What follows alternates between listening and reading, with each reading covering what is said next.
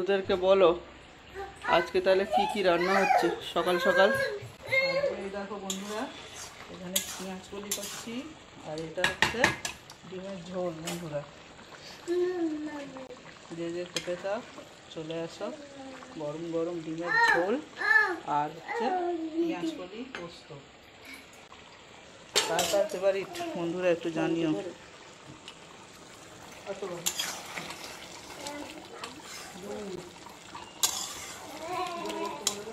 দেখো বন্ধুরা, পেঁয়াজ কলি পোস্তটা দেখো,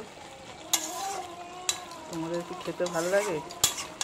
তাহলে কমেন্ট করো তোমরা কীভাবে পেঁয়াজ কলি পোস্ত করো।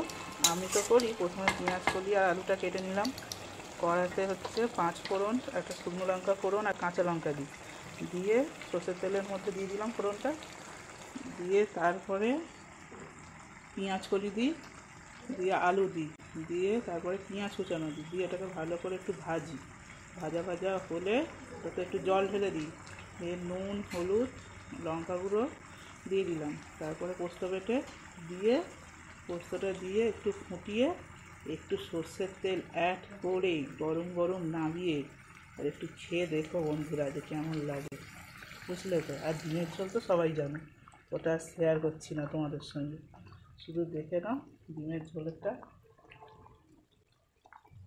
এতে এখন একটু গরম মশলা আর একটু বাকিটা দারচিনি অ্যাড করবো, নামাবো।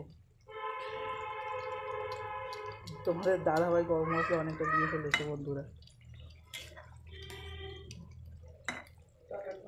তো বন্ধুরা দেখো, আবার একটু পরে আসছি। আজকে কিন্তু ওই দেখো উনুনে রান্না হবে, মা করবে, দেখতে পাচ্ছ ওখানে রেখে এসেছি, ওখানে সব রেখে এসেছি। দেখো বন্ধুরা, আজকে এখানে রান্না হবে, মা করবে। আমার রান্না হয়ে গেছে, এবার মা রান্না করবে, তো দেখতে থাকো। এটা কি কেটে দেবো?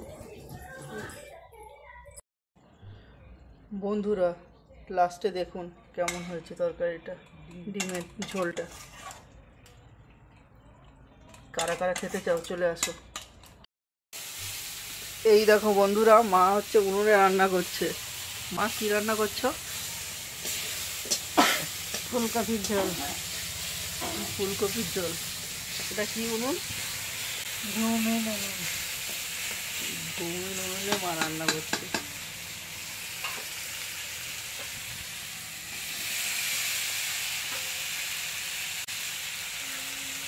কে কে এরকম রান্না করে কমেন্ট করো।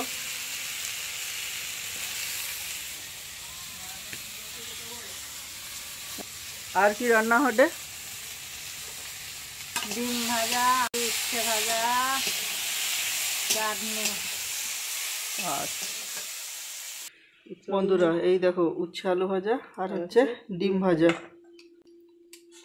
বন্ধুরা এই দেখো, এটা হচ্ছে মাছ মোলা আর সঙ্গে আছে আমের চাটনি। আমার বাড়িতে কিন্তু চাটনিটা প্রায় প্রত্যেক দিনই হয়। দেখো বন্ধুরা।